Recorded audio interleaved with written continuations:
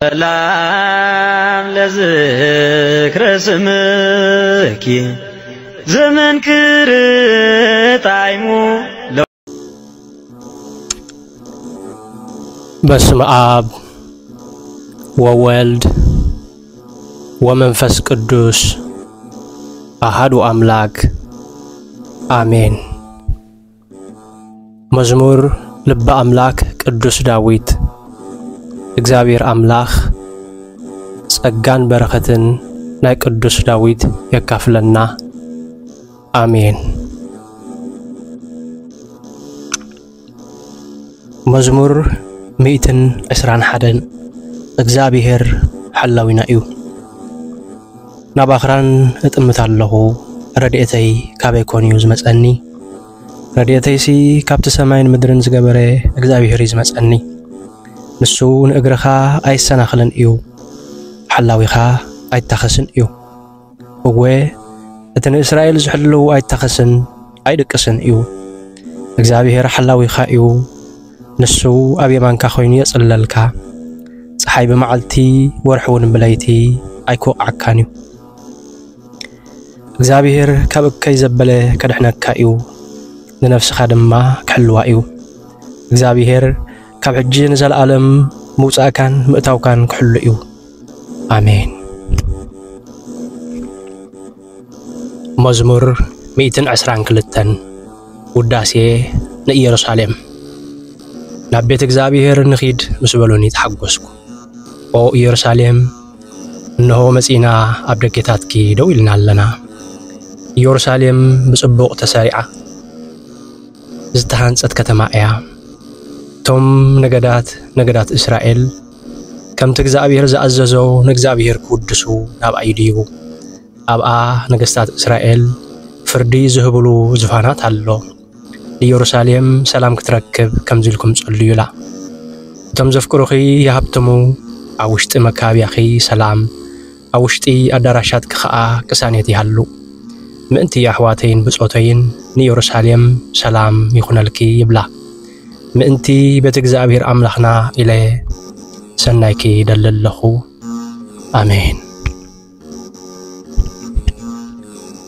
መዝሙር 123 ምሕረት ክትረክብ ዝጽለ ጸሎት ወእግዚአብሔር ናባኻ ናብ ሰማይ ጥምታለኹ እነሆ ከምቲ ኣዕይንቲ ባሮት ናብ ጎይቶኦም ከምቲ ኣዕይንቲ ገረድ ናብ እመቤታ ዝጥምታ ከምኡውን ኣዕይንትና ንስኻ ክሳዕቲ ምሕረና ናባኻ ናብ እግዚአብሔር አምላኽና ይጥምታለዋ መሓረና ብዙሕ ተናዒቕና ኢና እሞ ጎይታዬ መሓረና ሕንቁቓት ብዙሕ ኣላጊጾምልና ዕቡያት ከዓ ብዙሕ ንዕቖምና እዮም። መዝሙር 124 ኣምላኽ ሓላው ህዝቢ እዩ እግዚአብሔር ምሳና እንተዘይነብርሲ እንታይ ምኾንና ነርና እስራኤል ምላሽ ይሃብ ሰባት ክትንሱእና ከለዉ እግዚአብሔር ምሳና እንተዘይነብርሲ ሓርቆቶም ኣብ ልዕለና ምስ ነደደ ብህይወትና ከለና ምውሓጡና ሽዑ ማያት መጥሓለና ውሒ ዝብልዕለና መውሓዘ ሽዑ ጋሻ ውሒ ጸርጊፉና መኸደ ነይሩ ብጸላእትና ክንድምሰስ ዘይወፈየና እግዚአብሔር ይመስገን ከምዑፍ ካብ መፈንጠራ ሃዳናይ መለቕና መፈንጠራ ተበትከ ንሕናውን ደሓና ረድኤትና ካብቲ ሰማይን ምድርን ዝገበረ እግዚአብሔር እዩ ዝመጽእ አሜን። መዝሙር 125 ድሕነት ህዝቢ አምላኽ እቶም ብእግዚአብሔር ዝወከሉ ከምታ ዘይትናወጽ ንዘለዓለም እትነብር ከረን ጽዮን እዮም ከምቲ ኣብ ዙርያ ኢየሩሳሌም እምባታት ዘሎ ከምኡ ኸኣ እግዚአብሔር ካብ ሕጂ ክሳዕ ዘለዓለም ኣብ ዙርያ ህዝቡ ኣሎ ስልጣን ክፉኣት ሰባት ኣብ ልዕሊ ምድሪ ጻድቃን ኣይነብርን እዩ ከምኡ እንተደኣ ኮይኑ ግና ጻድቃን መንገዲ ዓመፃ ክስዕቡ እዮም ወእግዚአብሔር ነቶም ሕያውትን ነቶም ቁኑዓት ልብን ሰናይ ግበረሎም ነቶም ዘይቁኑዓት ግና ምስቶም ገበርቲ እከይ ክጽዓዮም ሰላም ኣብ ልዕሊ እስራኤል ይኹን አሜን። መዝሙር 126 ካብ ምርኮ ክምለሱ ከለዉ ዝገበርዎ ጸሎት እግዚአብሔር ንምሮኻት ጽዮን ምስ መለሶም كم حلمت نبرنا شعو أفنا بسحاق ملحسناون بقللتا ملئه أحزاب دما نزيئاتهم እግዚአብሔር عبي قبري قبرلهم تباهلو እግዚአብሔር عبي قبري قبرلنا نحناون تحقسنا وእግዚአብሔር كم تماي ننقصرو باتات طلي زملسلو كم غيرنا حبتنا ملسلنا እቶም ብንብዓት ዘርኡ በእልልታ ከም ዝዓጽዱ ግበሮም እቶም ዘርኢ ተሰኪሞም እናወፈሩ ዝበኸዩ እንዳቶም ተሰኪሞም በእልልታ ክምለሱ እዮም አሜን መዝሙር 127 ብዛዕባ ምሕረት ኣምላኽ ዝቕርብ ምስጋና እግዚአብሔር ንቤት እንተ ዘይሃነጻ ሃነጽቲ ንኸንቱ ይጽዕሩ እግዚአብሔር ንኸተማ እንተ ዘይሓለዋ حلاوي نخنتو ينقح انجرا صعري مبلعكم انغيكم متنساكم امسيكم رقاسكم كنتيو ازس እግዚአብሔር ነቶም ዘፍቅሮም ደቂሶም ከለው ይህቦም እዩ እንሆ ውልዱ ውበት እግዚአብሔር እዮም እሳቶም እግዚአብሔር ዝህበካ በረኸት እዮም በጉብዝናኻ خلኻ ዝወለድካ እዮም ውሉድ ከምቲ ኣብ ኢድ ጅግና ዘለው ፍላጻታት እዮም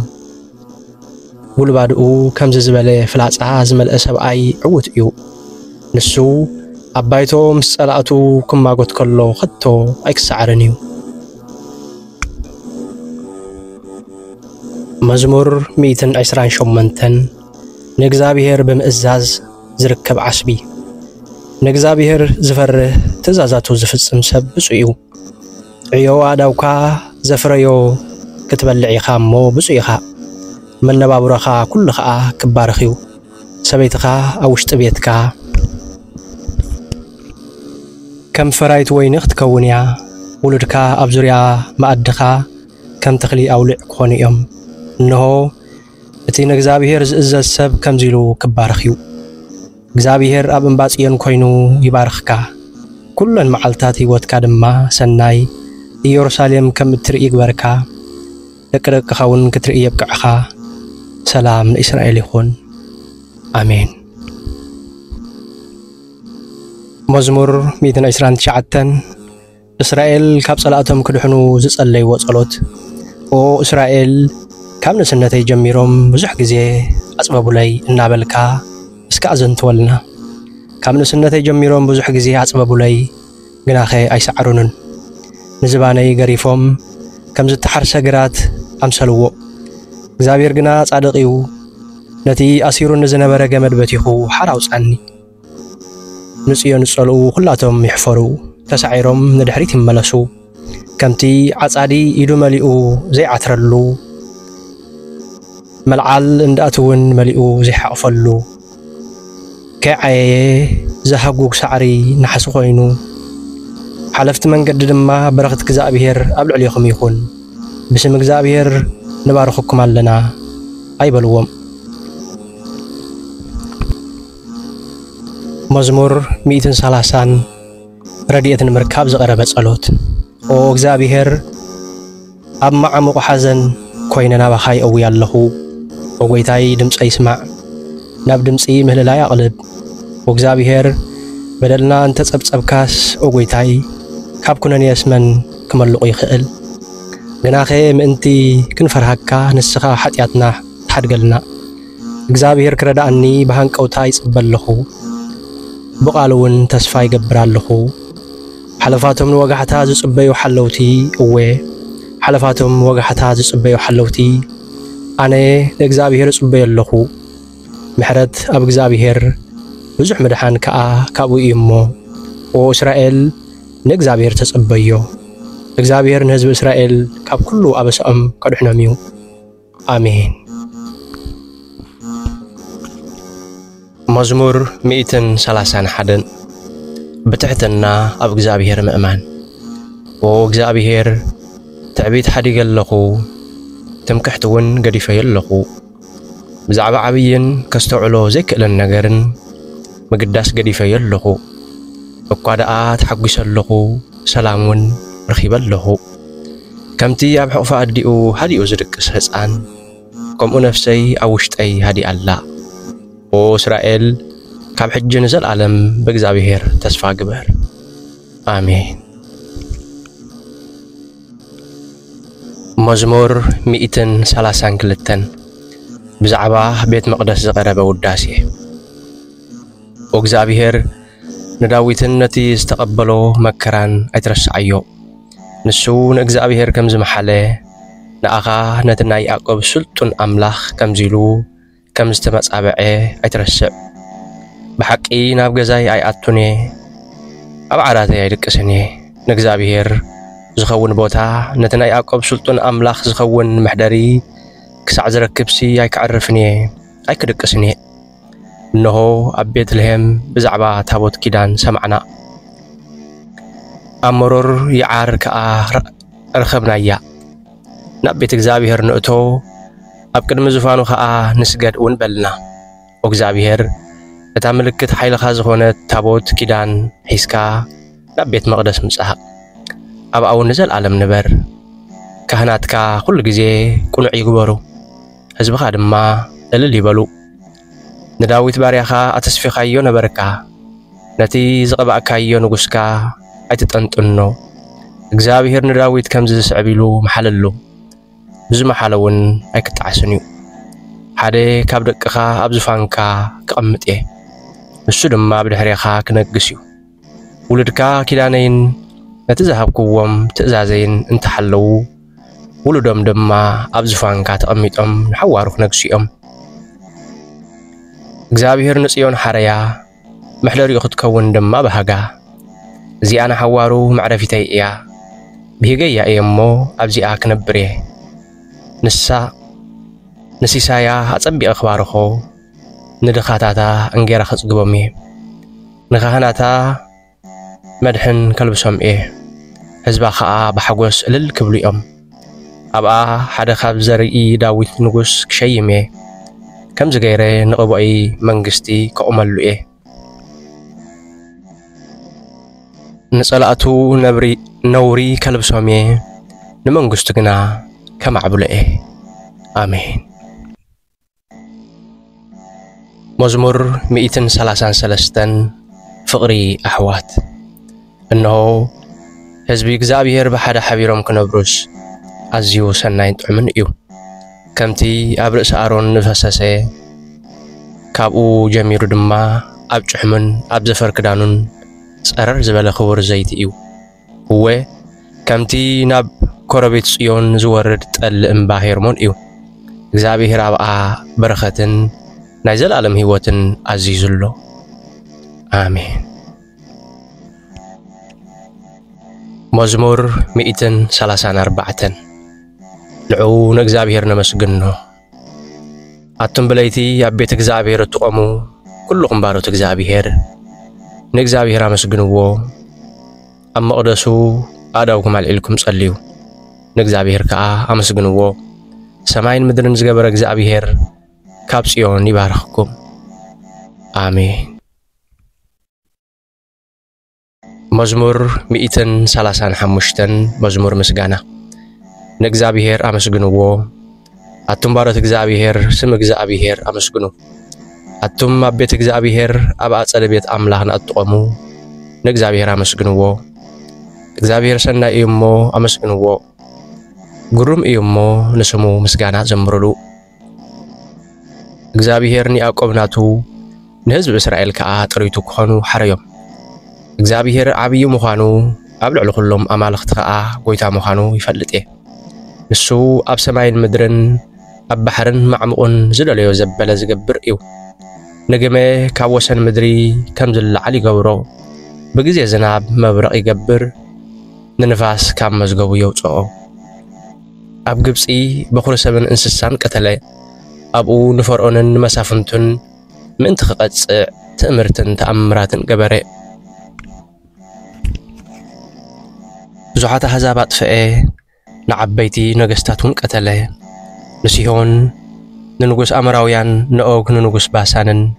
نقولهم نغستات كنعانن قتلهم مدروم وسيدو نهزبو إسرائيل أورسهم وغيتا نسخان زال عالم እግዚአብሔር ኢኻ كلهم ولدو خاء كذكر خايهم እግዚአብሔር نهزبو ክከላኸለሎም እዩ ንባሮቱ ክርህርሃሎም እዩ ጣዖታት ኣሕዛብሲ ብኢድ ሰብ ዝተገብሩ ስራሓት ብሩርን ወርቅን እዮም ኣፍ ከለዎም ኣይዛረቡን أعينتي خلوهم أي رؤيون أأذان كلوهم أي سمعون كتنفسون أي كلون يوم أتم زجبروا من أبعتم زوج كلون كلهم كم أتم يخنوا أتم حزب إسرائيل نجزابيرا مسجنوا أتم كهناتو نجزابيرا مسجنوا أتم لواويان نجزابيرا مسجنوا أتم نجزابير تفرهو نجزابيرا مسجنوا التي أبي يرسالم زنبر نجزابير أبسيون أمسجنوا نجزابير أمسجنوا مزمور 136 مزمور مسكانا እግዚአብሔር ሰናይ እሞ አመስግንዎ ምሕረቱ ንዘለዓለም እዩ ንአምላኽ አማልኽቲ አመስግንዎ ምሕረቱ ንዘለዓለም እዩ ንጎይታ ጎይቶት አመስግንዎ ምሕረቱ ንዘለዓለም እዩ ዓበይቲ ተአምራት ዝገብር ንሱ በይኑ እዩ ምሕረቱ ንዘለዓለም እዩ ንሰማያት ብጥበብ ፈጠሮ ምሕረቱ ንዘለዓለም እዩ ንምድሪ ኣብ ልዕሊ ማያት ዘርግሓ ምሕረቱ ንዘለዓለም እዩ ንሱ ፀሓይን ወርሕን ፈጠረ ምሕረቱ ንዘለዓለም እዩ ንፀሓይ ብመዓልቲ ከም እተብርህ ገበራ ምሕረቱ ንዘለዓለም እዩ ንወርሕን ከዋኽብትን ብለይቲ ከም ዘብርሁ ገበሮም ምሕረቱ ንዘለዓለም እዩ ንበኹሪ ግብፃውያን ቀተሎም ምሕረቱ ንዘለዓለም እዩ ንህዝቢ እስራኤል ካብ ግብፂ ኣውፅኦም ምሕረቱ ንዘለዓለም እዩ ببرتو عيدن بحيال كل سمنا وصوم محرتو نزل عالم إيو نبحر إيرترا أبكل التمقلو محرتو نزل عالم إيو نهزب إسرائيل بما أكلوا أحلفهم محرتو نزل عالم إيو نفرعون سراوي تنقنا أبحر إيرترا تحلم محرتو نزل عالم إيو نهزبو بمدربة دابلو مرحم محرتو نزل عالم إيو نعبيت نقستات قتلهم محرتو نزل عالم إيو سلطنات نجستات قتله محرتو نزل عالم إيو نسيهون ننقص أمراويان قتلو محرتو نزل عالم إيو نؤوج ننقص باسان قتلو محرتو نزل عالم إيو مدروم نهزبو حبوم محرتو نزل عالم إيو نإسرائيل بارئو أرشتيو محرتو نزل عالم إيو أوردتنا ذكرنا محرتو نزل عالم إيو كاب صلاتنا ناقفنا محرتو نزل عالم إيو نخلو فطور زمقب إيو محرتو نزل عالم إيو نعملاخ سماي أمسقنوو محرتو نزل عالم إيو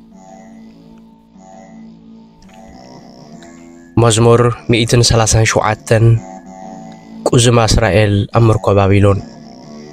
أبتغى رباتات بابلون تقمتنا نسيون مزكرنا يا خاء بخنا مسنقطاتنا أبتي أبو زلو عبولات سألنا أتم زمارقنا مزمور كنزمر اللهم حتتنا أوه أتم ساقيتنا حدا مزمور سيون زمر لنا أنا بلوك نحقوس لمننا كما يجرنا مو نجزابيهر مزمور مسقانا أم درقوانا كنزمرنا أو يروساليم انترسي عكستا مسنقو زهر ملا يمانيت إلي تنقز أو يروساليم انت زي ذكركي حلفا كله حقوسي انت زي جيركس مزمور كسعز سسئن ملحسي أبتن حاجي تتطابق أو እግዚአብሔር بتا يروساليم زتحزت الله معلتي نتم أفرسوا كم مسرتا أفرسوا زبلو زنبرو إدماويان أترشعيهم بابلون نسخي كتعنو إخي بتي زجبر كنا حنا زفدي كسب كعوت إيو نهز أنات كحيزو أبكوحي الراس إمو زقتلهم عوت إيو مزمور 138 صلوت مسكانا وእግዚአብሔር بمول لبي أمسكنا كاللخو أبقدمي ملأخت خاء مزمور مسكانا يزمر الكاللخو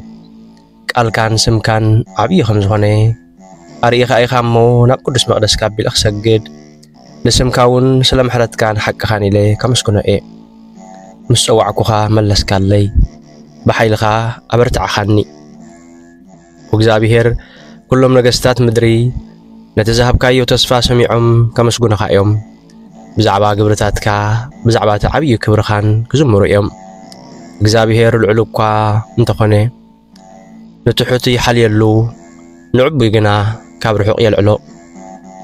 የለልዮ بمأكل مكراكوا انت خدكو نسخات حلواني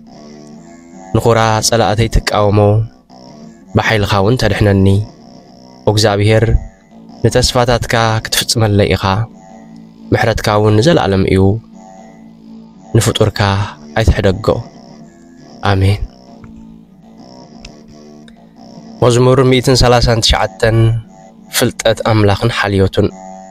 وغزابير نسخا مرمركاني كمون فلتكاني زقبر زبلي كله تفلت نحاسابي كابر حق تستوعلو كعي خلوخن كعرف خلوخن ترئي نبزلو تكباراتي ونها تسبيك هاتفلطيخا وغزابير قدم مزرابي نتكبلو زدلوخو وقدم كاتفلطيخا بكل وغن كبابكاني بحيلخا تحلواني إذا فلطت زي أزيو غرمني لعل إيو كردأو نايك إلني كاباخا نابيك خيد إيه كاب قصكاس نابيك هدمي نسماي انت عرقكو نسخا أبو اللخا أو عدموتات انت رقشكو إنهو نسخا أبو اللخا نفيري كنيو مبراق انت تحبأكو ويكا أبزرحا أوغن معراب انت تقمتكو نسخا كتمرحنن كترقفنن أبو اللخا سألمات يخولني أبزر يعزل برهان كأ ليتيخن انت بلكو نأخاس سألماتكوا أي سألمتكان ليتخا نعخا كم معلتيو سألماتن برهان نعخا حدئيو نخلن تناي نسخا فتركايو أما حسن ولاديتي ألم لمكاني نسخا مستنكريخا دنكي غيركا فتيركاني إخامو كمسكنكاي قبرتاتكا مستنكريو أناون أتبقي فلطوئي عصمتي مستفترا أما حسن عديكا بتنكاقي مستسرعا أبو بحبوك عبي كاللخو أبو كمزلخو رأخاني عينتخا دك خلخو رأياني بتمد بعدمي جنا كي جمر خلو كله أما صحفكا صحف إيو مزمور 140 እግዚአብሔር ከሕልወካ ዝግበር ጸሎት ወእግዚአብሔር ካብቶም ኦክያት ሰባት ካብቶም ዓመጽቲ ያናግፈኒ ንሳቶም ብልቦም እከይ ይህቅኑ ኩሉ መዓልቱን በአስ የልዕሉ መልሓሶም ከም መርዛም ተመን እዩ ቃሎም ከም ሕንዚ አፍዑት እዩ ወእግዚአብሔር ካብ ክፋት ሰባት ባልሃኒ ካብ ዓመጽቲ ካብቶም ሓንኩሎም ከውድቕኒ ዝህቅኑ ሓልወኒ ዕብያት መፈንጠራ ሓብኡለይ أبتغ من قدي مربب زرقحو مدفنا أتصاودو لي وغزابير نسخة أملاخي إخا وغزابير ندم سمهل لاي سنبلو وغزابير قويتاي حيل مدحاني بمعال توقع حلخاني وغزابير نخفات سبات تمنيتم أي تفتسمالهم حقنهم أي تسلط اللهم مزمور 140 حدن صلوت مشت وغزابير نبخا يأوي اللخو قلتف كاردعني كصوعكا خلخو سمعني صلوتي يبقى ميخا كم عطان ملعال إيدي كم مسوعة مشاتيهون وغزابير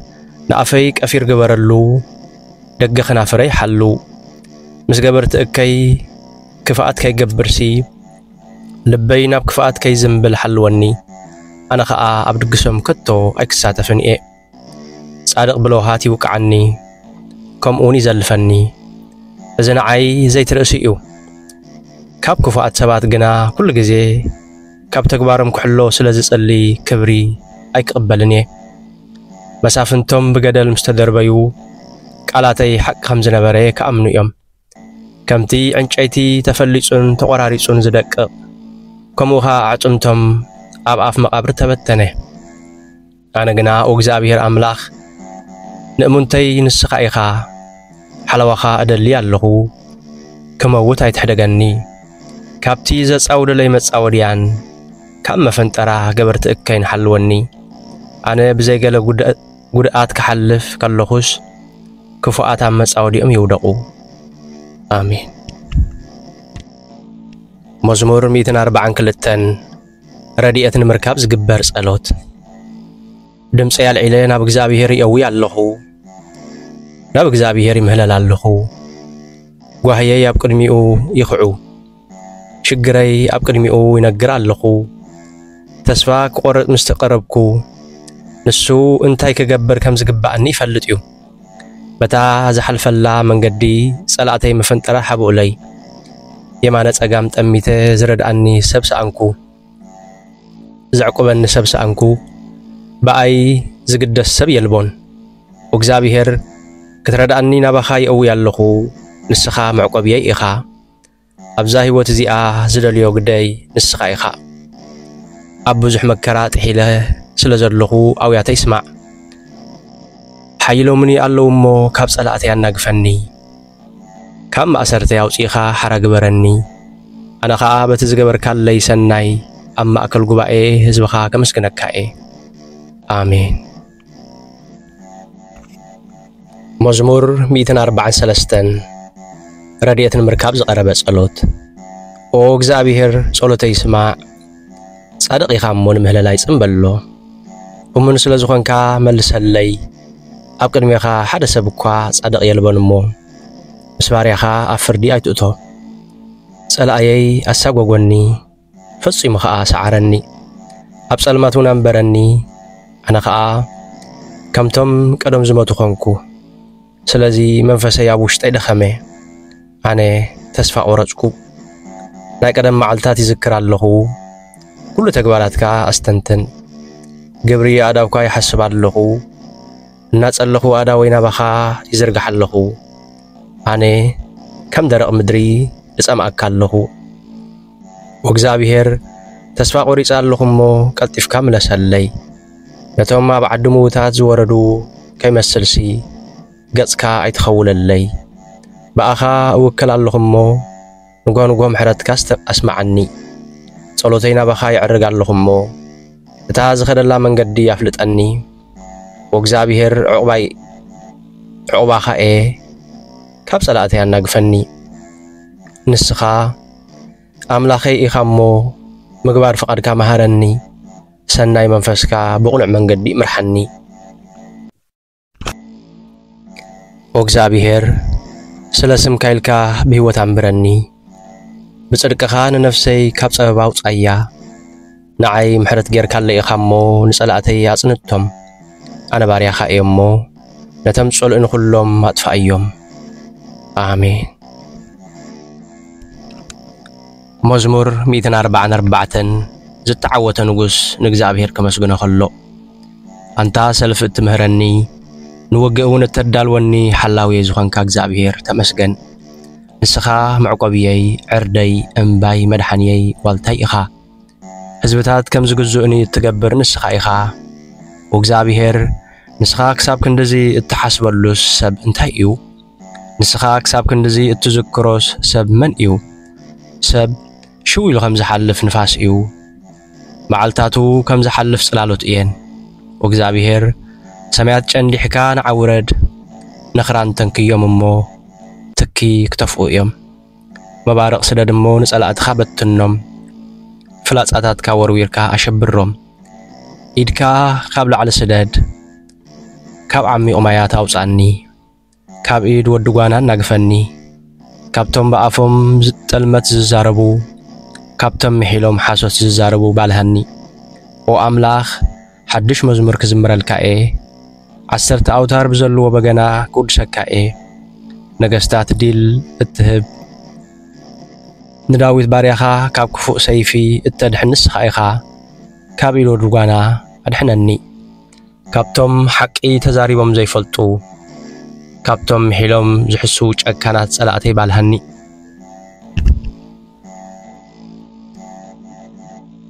ኣወዳትና ብጉብዝንኦም ከም ነዋሕትን ድልዱላትን ኣታኽልቲ ይኹኑ ኣዋልድና ከም ኣተሃናንጻ ኣዳራሽ ዝተወቕረ ኣዕኑድ ኩርናዕ ይኹና ማዕኸና በብዓይነቱ እኽሊ ይምላእ ኣባጊዕና ኣብ መሮር ኣሽሓትን ኣእላፋትን ይውለዳ ኣሓና ኣዝየን ይፍረያ እተቖልዕ ከኣ ኣይተሃልወን ኣብ ኣዳባያትና ምህዳምን ኣውያትን ኣይሰማዕ ከምዚ ዝርከብ ህዝቢ ብፁዕ እዩ እቲ እግዚአብሔር ዝኣምላኹ ህዝቢ ብፁዕ እዩ አሜን መዝሙር 145 መዝሙር ምስጋና ኦ ኣምላኸይ ንጉሰይ ልዑል ከም ዝኾንካ ከእውጀ نزل عالم كمسكنك إيه كل معلت خمسكنك إيه نزل عالم كودسك إيه እግዚአብሔር ዓብይ እዩ ኣዝዩ ከመስገን ዝግብኦ እዩ ዕቤቱ ክምርመር ኣይከኣለን እዩ ንግብርታትካ ካብ ወለዶን ወለዶ ክንኡዱ እዮም ዓብይ ተግባራትካ እውን ከውርዩ እዮም ብዛዕባ ክብርኻን ግርማኻን ከውርዩ እዮም ኣነ ከዓ ነቲ መስተንክር ዝኾነ ግብርታትካ ከስተንትን እየ ህዝቢ ብዛዕባቲ ዘደንቕ ግብርታትካ ክዛረቡ እዮም ኣነ እውን ዕቤትካ ከዘንቱ እየ ብዛዕባቲ ዓብይ ምሕረትካ ከውርዩ እዮም ብጽድቅኻ እውን ልዕል ክብሉ እዮም እግዚአብሔር መሓርን ርህሩህን እዩ ዓቃልን ብምሕረት ምሉእን እዩ እግዚአብሔር ንኹሉ ሰናይ እዩ ንኹሉ ፍጥረቱ ከዓ ይርህርሃሉ ወእግዚአብሔር ኩሉ ፍጥረትካ ከመስግነካ እዩ ቅዱሳንካ እውን ክባርኹኻ እዮም ግብርታት ሓይልኻን ክብር ግርማ መንግስትኻን ንደቂ ሰብ ምእንቲ ክፈልጡ ክብር መንግስትኻ ክዛረቡ ስልጣንካ እውን ክነግሩ እዮም መንግስትኻ መንግስቲ ዘለዓለም እያ ንስኻ ከዓ ንውለድ ወለዶ ንጉስ ኢኻ እግዚአብሔር በቲ ዝሃቦ ተስፋ እሙን እዩ እግዚአብሔር ብዝገበሮ ዘበለ ኩሉ ጻድቕ እዩ እግዚአብሔር ነቶም ዝወደቁ ኩሎም ይድግፎም ነቶም ርእሶም ዘድንኑ ኩሎም የልዕሎም ፍጡራን ኩሎም ብተስፋ ንኣኻ ይጽበዩ ንስኻ እውን በብግዚኡ ምግቦም ትህቦም ኢድካ ብልክሲ ትዝርግሕ እሞ ንፍጡር ዘበለ ኩሉ ብበረኸት ተጽግቦ እግዚአብሔር ብዝገበሮ ዘበለ ኩሉ ጻድቕ እዩ ብኩሉ ግብሩ እውን ሕያዋይ እዩ እግዚአብሔር ንዝጽውዖ ኩሎም እወ ብሓቂ ንዝጽውዕዎ ኩሎም ቀረቦም እዩ ፈቓድቶም ዝፈርህዎ ይፍጽም ኣውያቶም ይሰምዕ ከምኡውን የድሕኖም እግዚአብሔር ንዘፍቅርዎ ኩሎም ይሕልዎም ንኩሎም ክፉኣት ሰባት ግና ከጥፍኦም እዩ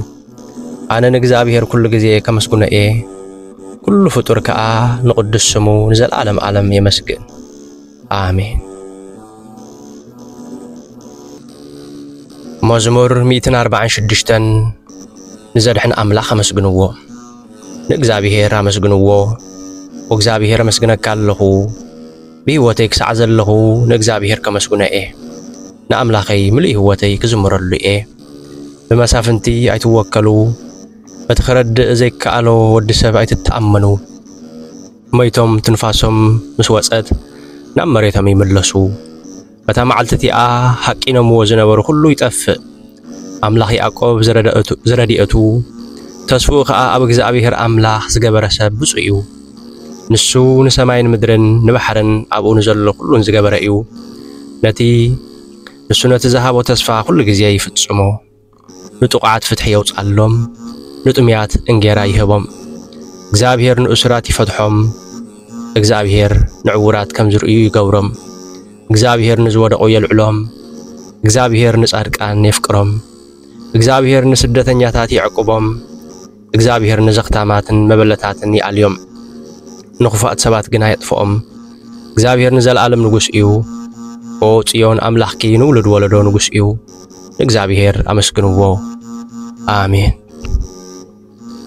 ጥዑምን ግቡእን እዩ እግዚአብሔር ንኢየሩሳሌም ከም በሓድሽ ከይሃንጽ ኣሎ ነቶም ኣብ ምርኮ ዝነብሩ ህዝቢ እስራኤል ይመልሶም ኣሎ ነቶም ልቦም ዝተሰብረ ይፍውሶም ንቑሳሎም ይዝንን ብዙሕ ከዋኽብቲ ዝመደበ ንሱ እዩ ንኩሎም በብስሞም ይጽውዖም ኣምላኽና ዓብይን ሓያልን እዩ ጥበቡ ወሰን የብሉን እግዚአብሔር ትሑትን ንትሑታት የልዕሎም ንኹፋት ሰባት ግና ኣብ ምድሪ ይድርብዮም ንእግዚአብሔር መዝሙር ምስጋና ዘምሩሉ ንኣምላኽና ብመሰንቆ ውዳሴ ዘምሩሉ ንሱ ንሰማያት ብደመና ይቁልብቦ ንምድሪ ዝናም የዝንበላ ኣብ ኣኽራን ሳዕሪ የብቁል ንሱ ንእንስሳ ምግቢ ይህቦም ነቶም ናብኡ ዝምህለሉ ጨቀዊት ኳኳት ከዓ ምግቢ ይህቦም እግዚአብሔር ንሓያል ፈረስ ኣይብህጎን ብንፉዓት ሰራዊት ኣይሕጐስን በቶም ዝፈርህዎን ብምሕረቱ ተስፋ ዝገብሩን ግና ይሕጐስ መዝሙር 148 ፍጥረት ኩሉ ንእግዚአብሔር የመስግን ንእግዚአብሔር ኣመስግንዎ ንእግዚአብሔር ካብ ሰማያት ኣመስግንዎ أب أريام أمسجنوا كلهم ملاقتي أمسجنوا زلهم سراويتوا أمسجنوا صحين ورحن أمسجنوا برهات كواخبتي أمسجنوا سمايات هبل علي ما يتزلهم ما يتأمسجنوا نسو سلازا عززي تفكيرهم إياممو نكزابيهر يمسجنوا إذا العالم عالم سسفر ما تحجم زي الوقت حق خابهم نكزابيهر كم مدري أمسجنوا قبلات بحرن مع موقيانسات كلكم بركن بردن أصحيتان جمن نقالوا زز هبابولان نكزابيهر أمسجنوا آخران كربابتن كلكم فريتي عوامن درون كلكم أراويتن كلاتكم إنسسان لما متبلون نفرتي عوافن نكزابيهر أمسجنوا نقستات مدرن كلاتكم هزبتاتن مسافنتن كلاتكم جزاءات مدرن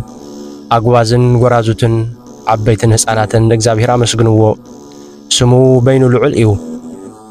قرمو خاء قبل على سماين مدرن إيو نسم እግዚአብሔር አመስግንዎ ንሱ ንህዝቡ አበርትዖም በዝኸአ ኩሎም ቅዱሳኑ